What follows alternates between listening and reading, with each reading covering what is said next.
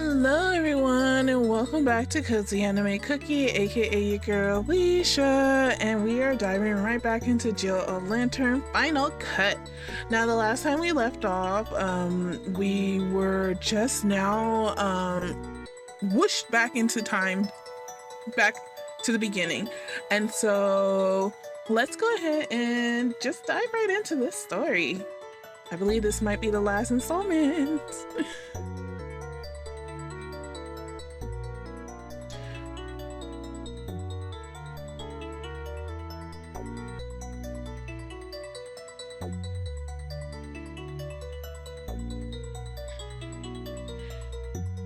We've been going for quite a while. Are you sure you don't want to take a break?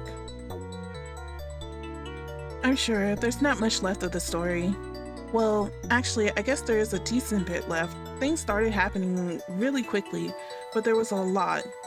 In that case, would it be alright if I went over what just happened to make sure I have all the details? I'd rather just keep going, if that's okay. Very well. What happened next? I don't even remember hitting the ground. As soon as I appeared back at the party, I was hit by one final wave of cold, and everything went black. Vivian!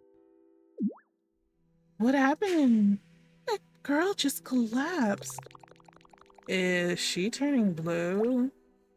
Hey, does anyone else feel like weird all of a sudden? I was only vaguely aware of the voices above me. Everything seemed too slow as I felt my body shutting down. Everything faded away, and I was alone in cold, dark, nothing. I just floated there for what felt like an eternity. It was peaceful, but I couldn't get comfortable. I remember feeling antsy. There was something important that I had to do, but I couldn't remember what it was. I just knew I had to do it. Like I was forgetting a homework assignment. But then more I tried to remember, the more it seemed to slip away until I felt something warm press against my lips. Warmth suddenly poured into me, filling my chest before fading away almost as quickly as it came. Something was trying to pull me back, but it wasn't enough.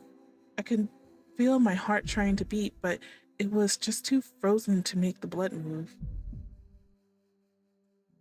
I needed some more warmth, just one good spark to thaw out the ice trapping me within myself. Then I heard a familiar voice. Come on, V. You're not dying on us now.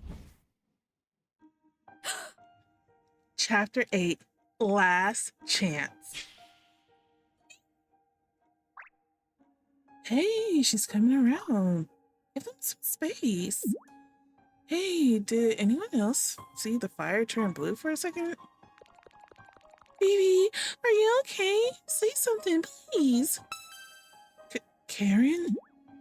I never thought I'd be glad to hear that awful name. Sorry. I know you always hated it. Wait, what's going on? Where are... Ow. Vivi.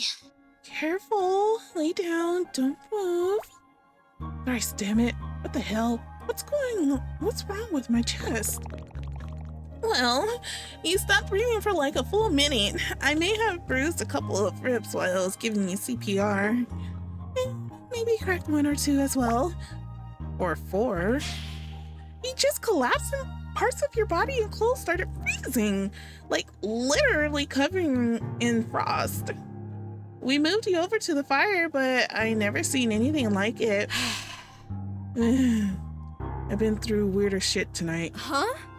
Wait, I'm back at the party? Where's Joy?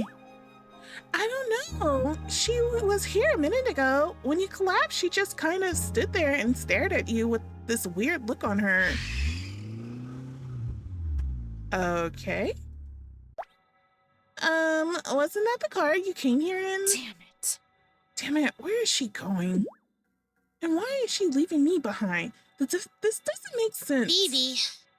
I think it does. Joy's a manipulative evil bitch. Yeah, I know. Believe me. but she needs me for a human sacrifice ritual that she's been setting up for years. She shouldn't just leave me behind like that. What? Wait, what?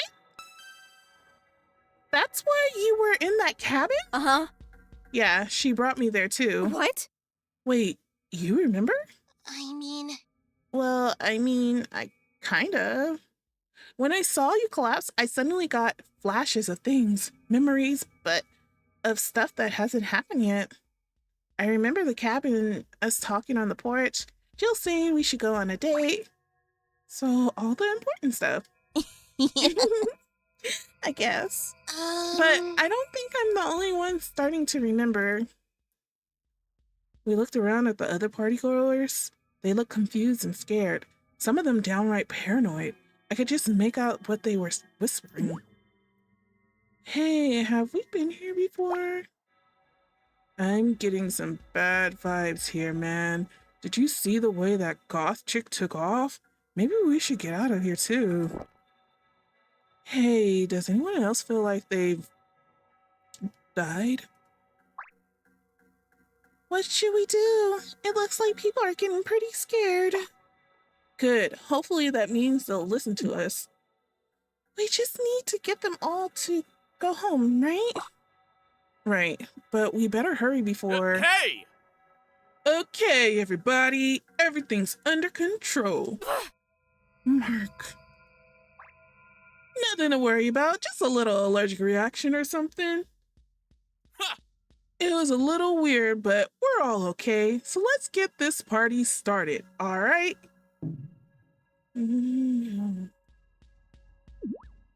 Phoebe, why do I suddenly want to kick Mark's ass more than usual? Help me up and I'll tell you why. Well, first thing we're gonna start off with is a little drinking game. Everybody will get a red party cup and a marker. You will write your name on the cup along with whatever beverage you put in it. At the end of the night, we will be giving out prizes based on what drinks you... Wait, have I said this already? No, go on, Mark. Tell us all about it. In fact, why don't you show us how it's done? Well, I mean, it's not that complicated. Just take a pen, pick a drink, write it on the cup, and there you go. Show us. Huh? What do you mean?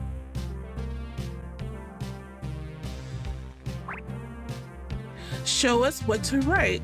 Just the drink, right? No. You need to write your name too, obviously. Why? Huh?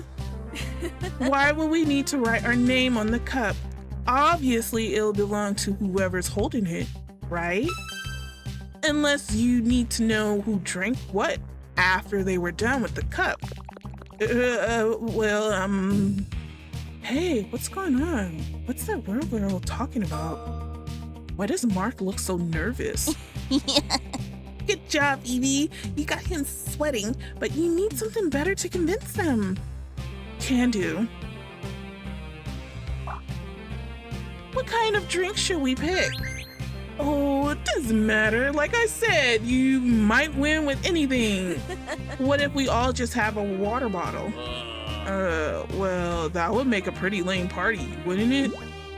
Then, what if we all just have the same cocktail? What is she trying to say? She's just being weird. Evie, are you sure you know what you're doing? I have a point. I know what I'm trying to say. I just can't get the words right. Maybe you should try a different approach. Okay. Show us how to drink from the cup. What? What? I mean, I think we all know how to drink out of a cup, right? So, show us. Drink out of the cup. Or is there some reason you shouldn't? What? I mean, what do you mean, a reason? I can't think of any reason. Phoebe? Evie, what is he trying to hide? Just tell us. Mark and his supplier Joy are the ones responsible for all the 7 Sin outbreaks. 7 Sin? I knew it. It's Joy. Joy invented it for him in exchange for his help getting her some less than legal materials for her little alchemy experiments, like human worms. But no one had ever used 7 Sin before, so they needed guinea pigs to test it on to see if it was any good. Drugging an entire house party not only worked as a field test, but it was also great publicity, or so they hoped. That's bullshit. I wasn't even at those parties. No, I'm sure the police record would say you weren't, thanks to your dad. But even if you weren't there, neither you nor any of your accomplices would have had to be at the parties to make sure everyone got a dose. What do you mean? How could they drug 2 whole parties without even being there? There's one thing that connects the bodies at the lake, Candy on the porch, and Mark right now. A very common thing, in fact, which is why I overlooked it before. And that common thing is the key to all of this. They didn't have to be there during the party to pass out the drug because it was already there. They had spiked all the disposable party cups ahead of time. What? Party cups? The official report for the first incident said that all of the victims had roughly the same dosage, and it was likely absorbed through the digestive tract. But Joy couldn't have her first field test screwed up by people overdosing or not getting any of the drug at all. She had to make sure they all got the same dosage. So by lacing the bottom of the white party cups with a white water soluble drug, she ensured consistent saturation without detection. It wouldn't matter if the victim drank a single shot or half a quart of soda, they get the same amount of 7 Sin. That's horrible. All those people died because of a blind study experiment? This is nuts. You can't actually believe this, Itch. There's an easy way to prove it. Feeling thirsty? Okay. Look, even if there is 7 Sin in these cups, that doesn't mean I knew about it. Actually, I can prove that to you. What?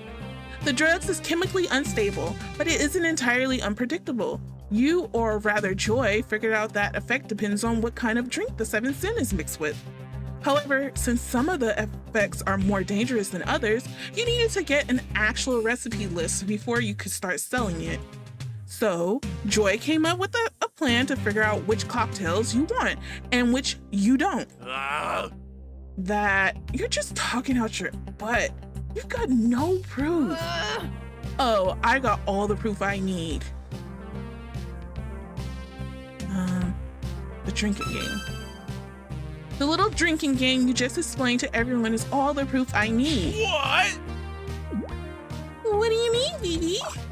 Everyone was supposed to write down what they had to drink tonight and on their cups, along with their name. All he had to do is identify a person showing a symptom he wanted to market, like, say, lust, and then find their cup to see what drink caused that effect. His own victims would write his recipe book for him. Could that be true? Mark was trying to use us as guinea pigs. This is bullshit. Everyone knows 7 Sin is super dangerous. Why would I stick around at ground zero? You wouldn't, which is why you made sure to have a safe haven ready to run back to and wait it out, along with anyone you didn't want turning into a 7 Sinner. Somewhere like the old ranger station just down the road. It's far enough away to offer good protection, well-stocked, and with a pair of binoculars, you can watch everyone that happened at the party from a safe distance. All you have to do is write down the names or check them off a list like, say, a copy of the sign-up sheet. Then you could check the cups once everyone was dead before heading back to town to tell everyone about the horrible tragedy you just escaped from. Hang on, didn't Mark say we were going to be running a VIP area at the ranger station tonight? Yeah, and he told us not to drink anything except water bottles tonight, too. Shut up, you idiots! Sounds like your boys weren't in on your plan, Mark. I wonder how many of them lost someone to your experiments. She better not be telling the truth, man. How could you do this to us? To the school? There's no point in denying it any longer, Mark. Everyone knows the truth.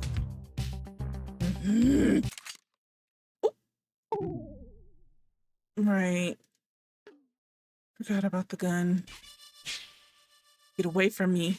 Everyone get the fuck away from me. I want a mile-wide path to my car, and if anyone so much as looks at me, they're getting a bullet between the eyes.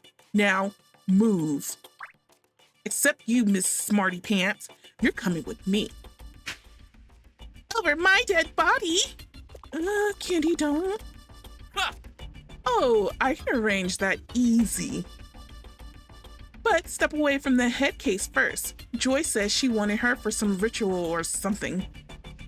Although she's not gonna get Nancy Drew until she uses her forgetting trick to fix all this. Huh? Wait, you mean her amnesia potion? Forget it. Even if she brought it, there's no way you're going to be able to drug everyone here with that now. Yeah, we're all onto your tricks. You killed my cousin, man. My best friend was at one of those parties. Shut up. Stay the fuck away from me. Vi, you get over here right now, or I'm going to start putting some holes in people. Starting with your new girlfriend. Damn it, this is bad. Fate is not on my side if Mark pulls that trigger. But if I cooperate and go with him, he'll drive us into the barrier, which will bounce me back while I'm in a moving vehicle. I'll be crushed to death. It's not fair. I survived witches, evil books, prejudiced demons, and crazy roommates. I can't seriously die to Mark after all of that.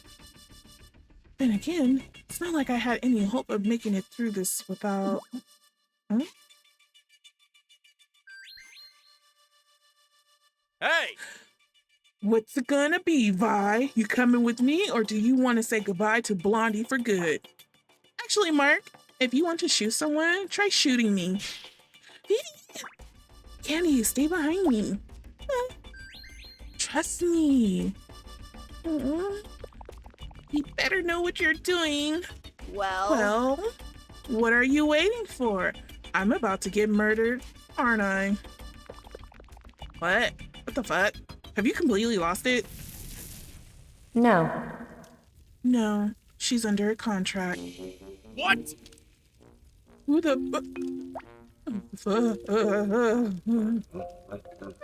Oh, hi, Mark.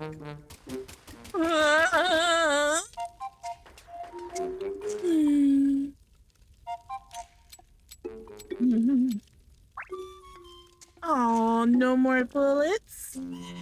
Too bad. You should have kept one for yourself. Well,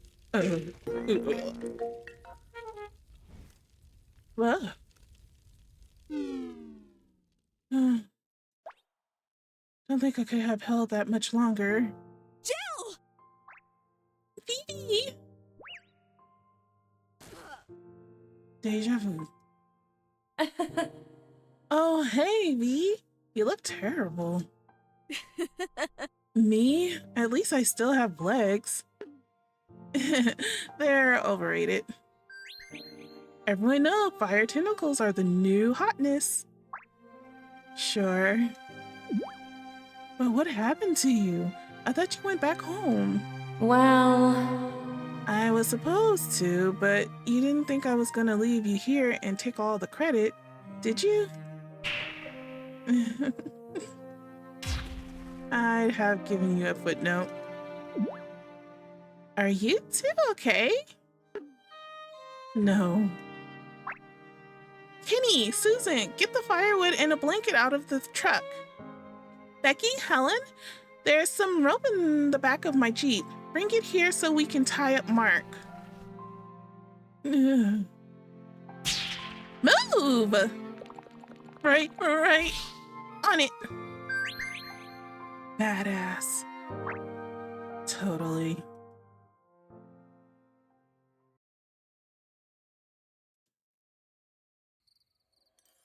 After Candy got Jill and I taken care of, they and the rest of the PADS started organizing everyone to get ready to head back to town.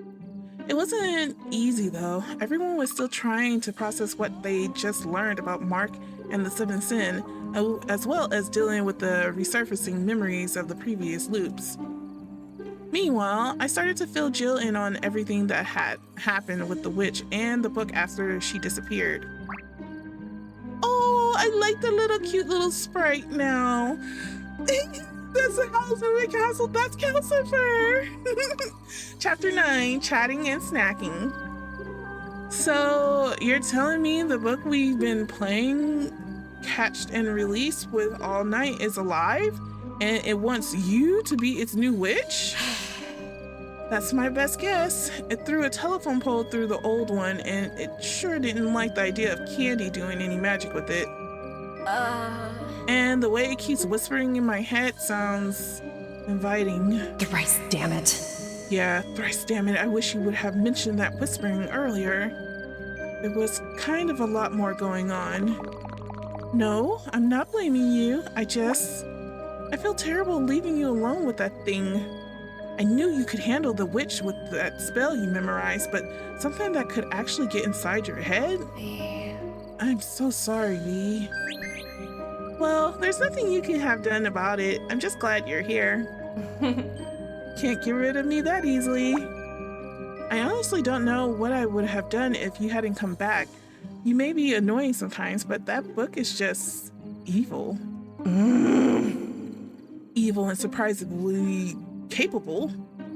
It can whisper things to you, manipulate spells like the vine summoning, and force things out of the barrier after we put them in, and it's not shy of killing anyone it doesn't like. Am I forgetting anything? Well, it's not just whispering. It can control people like you can with the hypno thing. What? It has glamours too? It made me pick up the book without realizing I was doing it. And it's been controlling the witch too. You sure? Remember the witch's weird signature? I asked her about it and she said she never signed it. I think the book used her hand to write its signature while she wasn't paying attention. Whoa. Weird. Why did it do that? Well, You said the contract wasn't binding without a signature, remember? The witch wouldn't sign, so if the book wanted the trap to work, then it had to do it itself. Oh yeah, that also explains why she signed with the other hand. The book was controlling her non-dominant one. Also, this is a bit of a stretch. It might be playing games with you. Huh. What kind of games? Well, and when a human serial killer has gotten away with enough murderers, they start thinking they're untouchable, and sometimes they start taunting the authorities with notes or hints. The book didn't even try to imitate the witch's handwriting. It may have written the signature wrong intentionally to see if you notice. Dear Mr. Policeman, I gave you all the clues. Exactly. If we let it go on, it might eventually start signing the contracts as the book. Well, it's not going to get that chance. No, but this might be a sign that it's not fully confident yet. It wants to be reckless, but it still knows it should be cautious, which means it's at its most unpredictable. Of course, this is just me assigning half-remembered human psychology to a magical book, so I'm probably way off. No, it makes sense. If that thing does have a homunculus attached to it, it's almost certainly based on a human mind. huh? A what attached to it? Hey! Hey, you two! Hey, Candy. Hi. We should be ready to go soon. They're just drawing straws to decide who's going to drive with who. There are some bad memories going around. People are having a hard time trusting each other, even though those memories didn't happen. Well, not in this timeline. they did all murder each other a lot in 3 other versions of this reality. Probably best not to say that too loud, Jill. Mind if I sit down with you two for a bit? It's kind of chilly. Go ahead. Be our guest. Thanks. So, how are you holding up? Better. The fire and the cider's helping a lot. Good. How are you, Jill? These starter logs are great. So, it's the lighter fluid. Hey, do you think this stuff comes carbonated? I doubt it. I don't know. I've seen people put weirder things in a soda marker at parties.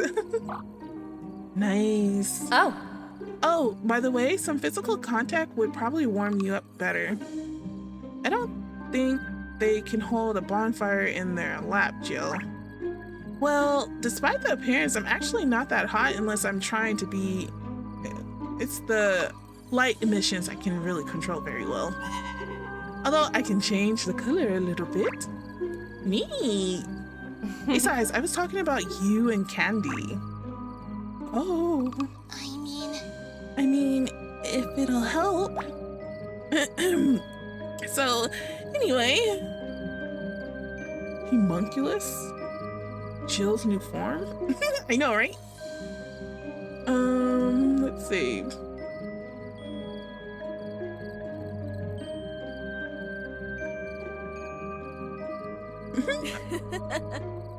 So, this is what you really look like, huh? Yeah.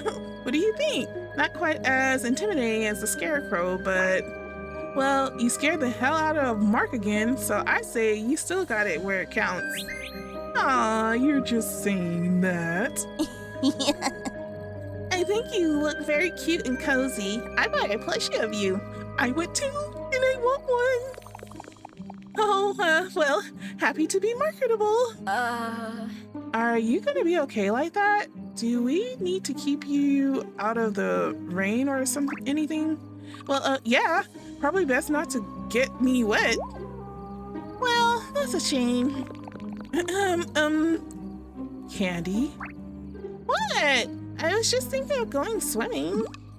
Why? What were you thinking of? You're going to be a handful, aren't you? If you hadn't noticed, I'm at least 2 handfuls. Candy, I am too exhausted for this. Sorry, I get flirty when I'm trying not to freak out. It's okay. I just don't have the energy to get flustered right now. Although, I wonder if that tendency of yours explains your behavior on the 7th sin. Maybe. It could have been insinuating emergency responses, impulses. You know, fight, flight, freeze, and fawn?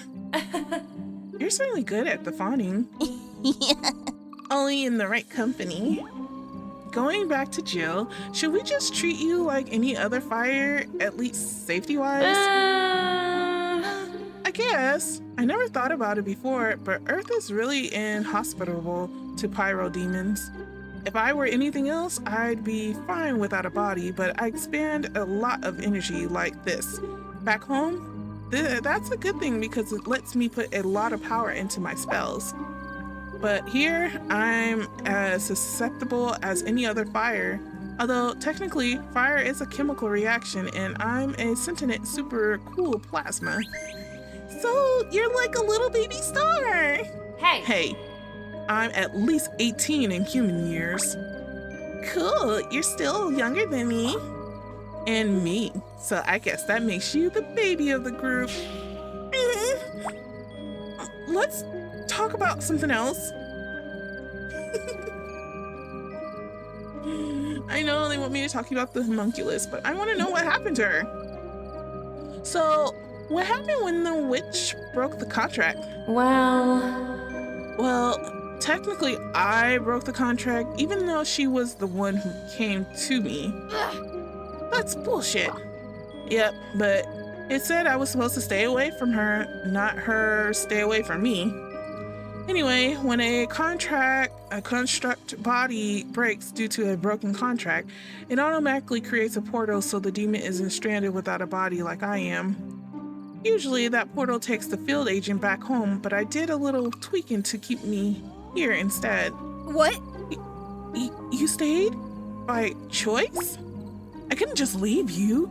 You would have died if I didn't do any something. I trusted that you could take care of the witch on your own, so I tweaked the portal to take me into the barrier instead.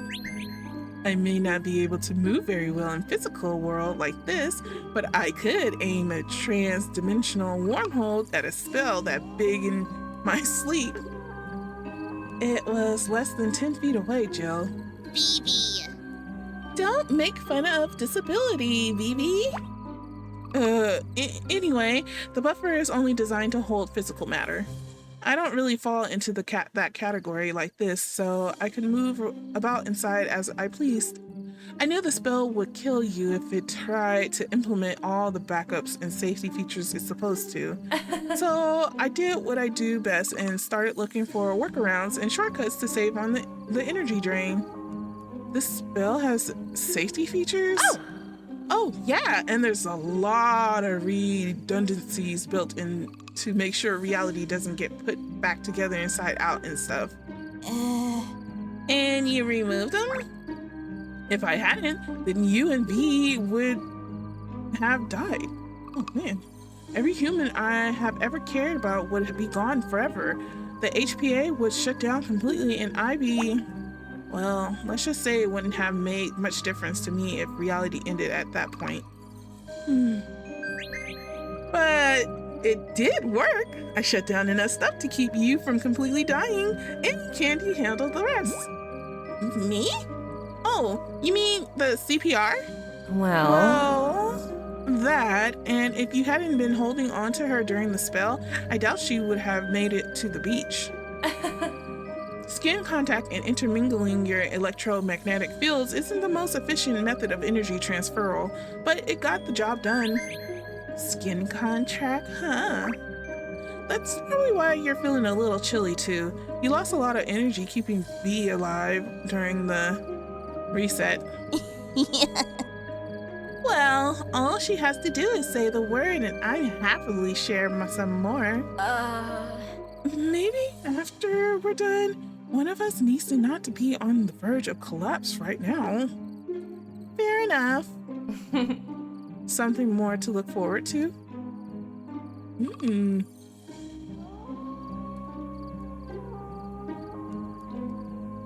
Do we want to know more about the safety features? Jill, what safety features did you turn off exactly? Well, like I said, there were a lot of redundancies that aren't really important, but that wasn't nearly enough, so I had to subvert some of the more critical ones as well and just spit it out. well, The biggest thing I cut was the reality template. The spell maintains a sort of backup reality that it copies to make a reset point. Making that copy and maintaining the original take up a lot of power, so I told it to just use the backup instead. That cut the energy drain almost by half, but there's nothing for the spell to reset to now. Meaning that even if I could survive to trigger another loop, we get an error? Or it'll reset to nothing, wiping everything inside the barrier out of existence and leaving nothing but an empty void. Either way, we won't be around to find out. So this really is our last shot. I'm sorry, are you saying we're all going to die and Lake Shish Kebab is going to become a empty crater? No, it'll become an empty vacuum which will cause an explosive decompression that will uproot and destroy everything for a couple 100 miles in all directions. But that's not going to happen because we're going to get it right this time and everything is going to be okay. Right? We just have to not mess this up, or all my family and loved ones will die in a massive decompression. Easy. No pressure or anything.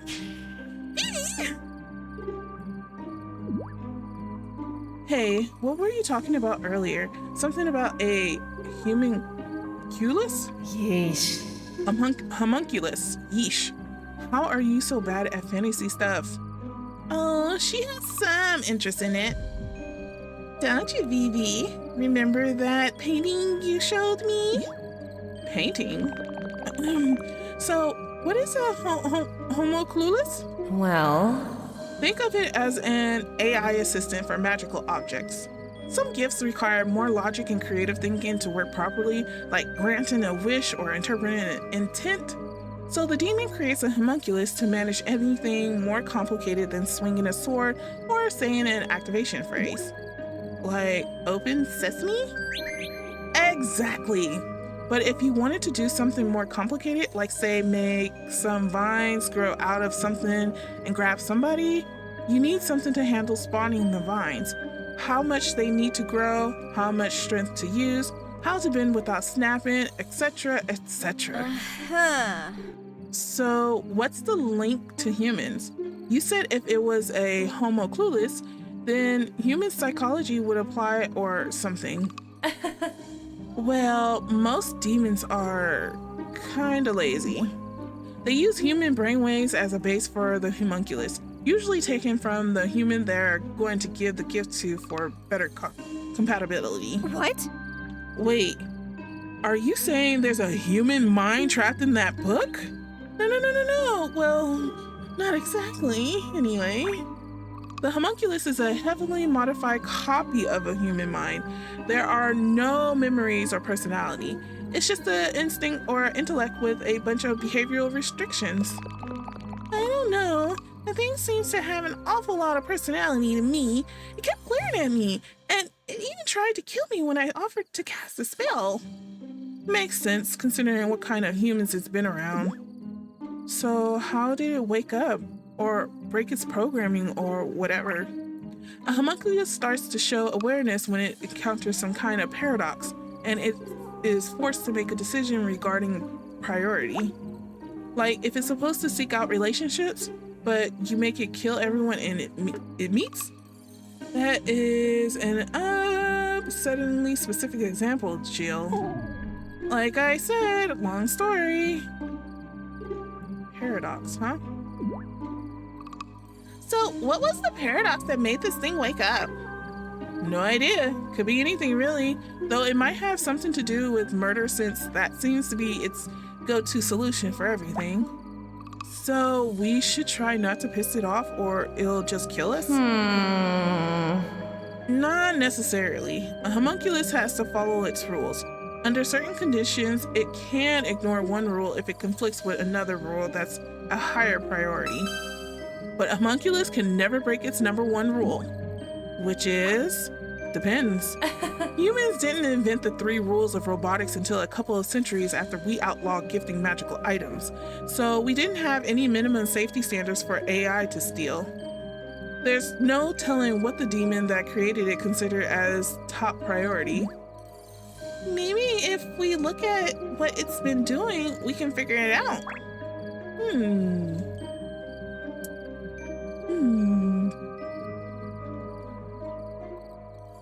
Oh yeah, it was doing that.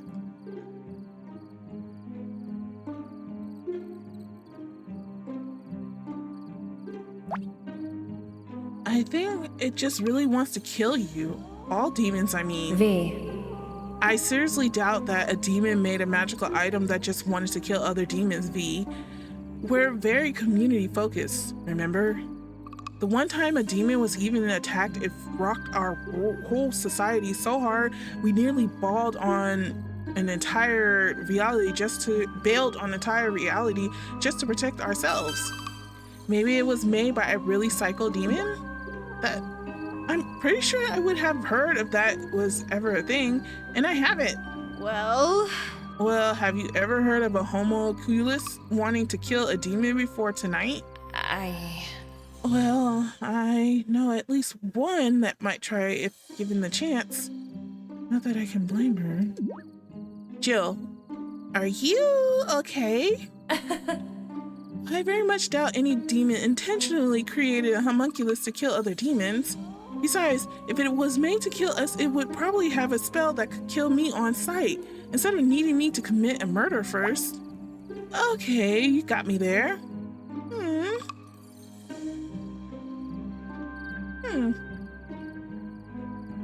To survive?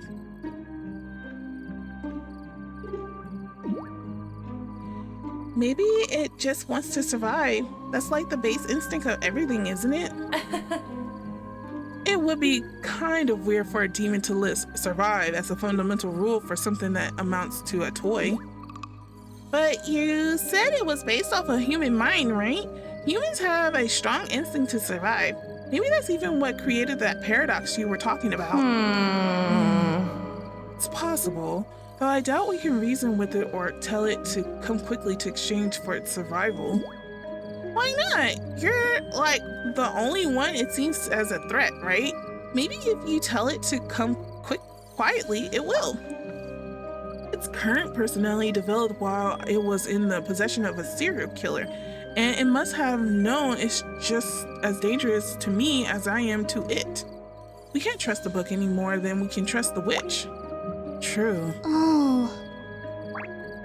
Also, if its top priority is to survive, it would be doing everything it could to keep the witch from summoning the one thing that could destroy it. Maybe it wasn't just thinking about its own survival. What? Maybe it's trying to make this reality too dangerous for demons. It might be trying to protect the other homunculi. Whatever. It's valuing its community over itself. Doesn't that make sense for something demons made? I support that theory if this was a human or demon or some type of social homunculi, but I'm very confident the book is a solo operator. What makes you say that?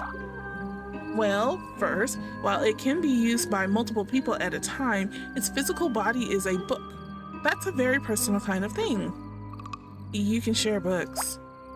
Not at the same time, Vivi. Remember when we tried to both read the same novel at recess that one time? Oh yeah, that didn't go well at all. My second reason is its weird obsession with V and how it treated you. If it was social, it would have welcomed having you cast magic with it. Instead, it sounds like it was getting more and more jealous and dangerous the longer you were around. That's a good thing, or a point. And finally, sentient homunculi are a new discovery, and they were very, very rare. I doubt it's ever even met another homunculus, especially since magical items should be kept very far apart from each other. Right, well, I guess we can list that theory as improbable then. But not impossible. When we asked it what it wanted back in the cabinet, it started showing us spells. Maybe it just wants someone to do magic with it. It makes sense as a top priority. Making the book want to be used would ensure you get as much entertainment as possible out of it. It also tracks with the whispering in my head and with the witch's rapid aging from overuse of magic. Why argue with someone over not mowing their lawn when a little voice in your head says you can just make their whole yard wither away? Or why argue with them at all when you can just kill them and never get caught? Sounds logical for someone who with no conscience. And considering the family that got hold of it, I think you're right on the money. There's one little problem with your theory, though. Me. Candy's right. It wouldn't let them cast a spell. It seemed to want you specifically. It even had a picture of you doing magic. What?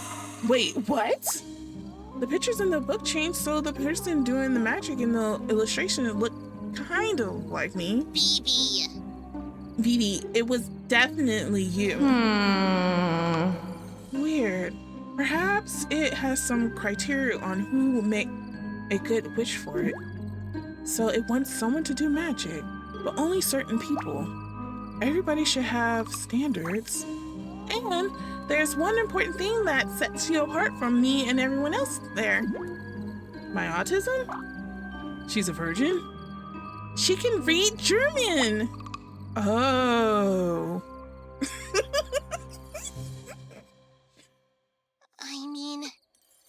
Apart from the witch, you're probably the only one who could read that book for a couple dozen miles. Thank you, Grandma Finale. Well, It makes sense. If your top requirement is for someone to read a book, you need someone who knows the language. But what about Pumpkinhater? I mean, she's not dumb enough to try going after a book she can't even read, right? Joy's top priority is revenge. She was taking some German classes, although she refused to let me help her when she was failing. She kept insisting the teachers were wrong. Why am I not surprised? Oh, that was Candy. Oops. But Joy's never gotten the book before. If she did, there's a chance the book might pick her because she has a basic grasp of the language and is already completely delusional, making her easy to control with the glamour, which would be bad. Well, it wouldn't be good for her. Though it would have given us a nice excuse. Anyway, Candy.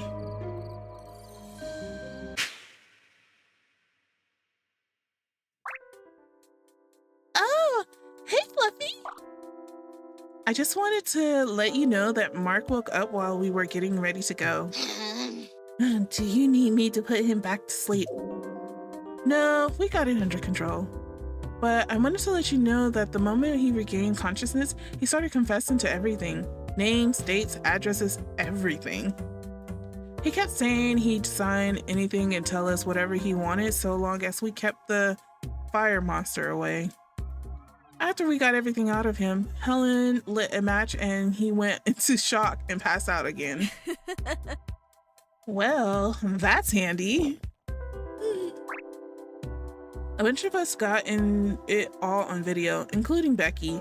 Her uncle works with the FBI, so she's going to email it to him as soon as we're out of the dead zone. That's awesome, Fluffy! You should tell everyone else to upload their copies to VTube too. That way, there's no chance of him getting away. Just make sure to set the videos as private. We don't want whoever else Mark has implicated to get a heads up before the FBI can arrest them. Good point. I'll be sure to pass that along. Well, I guess I better get going. Glad you found your friend, Candy.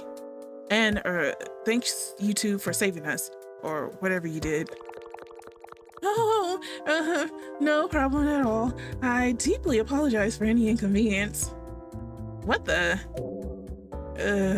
Right. Well, bye. You okay there, Jill? That was Fluffy. What?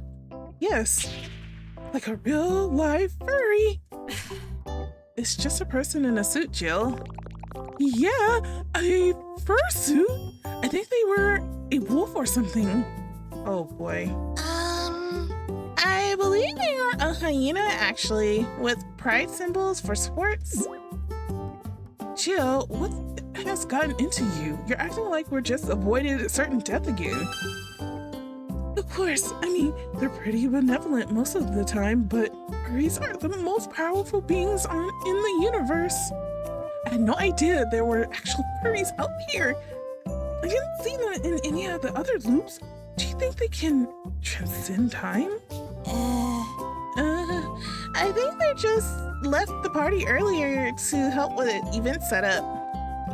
Okay, something is definitely getting lost in translation here. How are furries scarier than demons? You guys alter reality on a whim. Look, one of the other students in my human behaviors class had internet privileges, so they thought it would be funny to troll a furry website and write a report about it. They got banned from the site, of course, but they kept making new accounts to keep trolling them. They thought they were untouchable and it was just funny. Until my professor, the director of the school, and the entire HPA got an anonymous email. It had a bunch of screenshots of what the student had been posting under all their burner accounts. Plus the student's actually name and a bunch of other personal information. Even a photo of their demon form.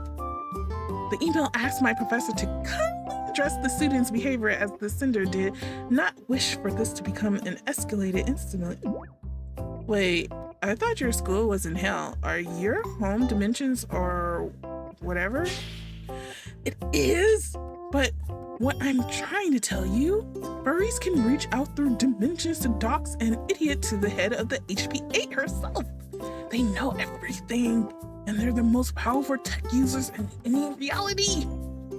The modern internet was literally built for furries, and media can thrive or die by their will alone.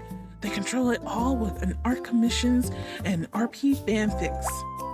Hell, the Illuminati is probably just the world's most exclusive furry convention. I feel like you have to be exaggerating most of that. Besides, not every furry is a tech wizard. Grandma Finella barely understands how face space works, but she still posts about her skunk persona on there anyway. Ew, what? Huh. The fact that you are related to a furry explains so much. I think she does it mostly to annoy my parents. No, your grandma is just really cool. Also, I don't think Fluffy does tech, but they are single-handedly responsible for getting the PADS program approved and organized. What? Wait, what? Yeah, it usually takes a couple of months and like a ton of paperwork to get a new student organization recognized and approved by the school board. But even though it wasn't their idea, Fluffy was somehow able to get the entire thing officialized and ready to go only a week after the first 7-cent outbreak. And they personally funded the entire thing for the next 2 years. They paid for office supplies, gas reimbursement, the utility fees for the room, everything. That's... wow. Yeah, if it wasn't for Fluffy getting PADS ready so fast, I'm sure Mark and his 7-cent would have been an even bigger problem by now. He was really against the program, remember? He kept saying that having the designated safety people at a party was an infringement on his rights. I didn't know about that, but it doesn't surprise me. Joyce said the PADS were the only ones who come close to discovering how people were being drugged. I still don't understand how, though. PADS sanctioned parties have to have a submitted list of guests and a list of who contributed what supplies to the parties. So if we had it documented that Mark had been the one to provide the cups to each incident, but he never attended them, someone probably would have figured it out. So getting PADS ready so fast severely limited how many parties Mark and Joy could spike without arousing suspicion? Looks like we all owe Fluffy a lot. Respect the furries or get out in a hurries.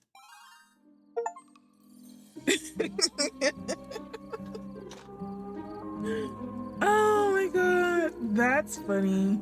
Oh yeah, so if this is our last try anyway, could you stop the storm spell? I can really feel that thing draining me now.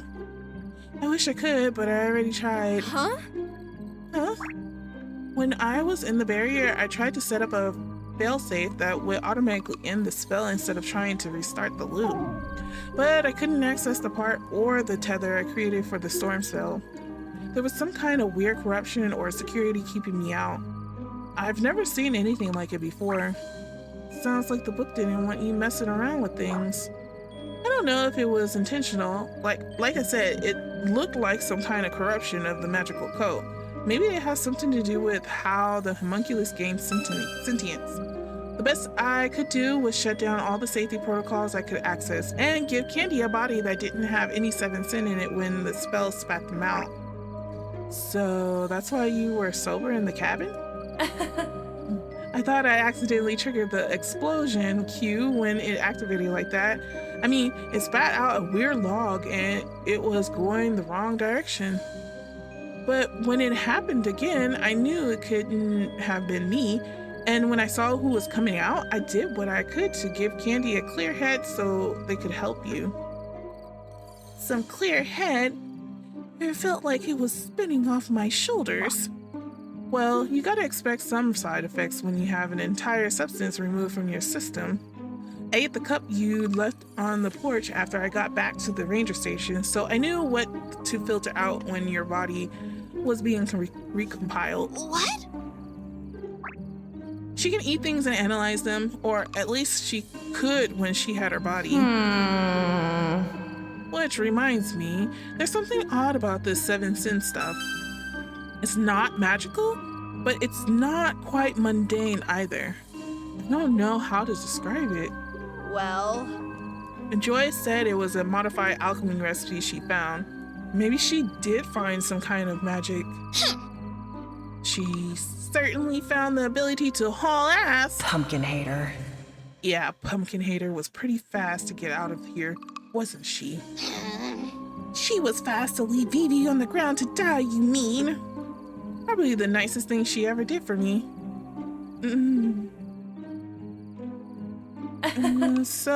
Anyway.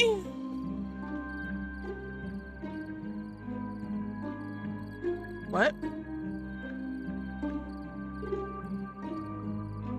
Joy drug Vivian?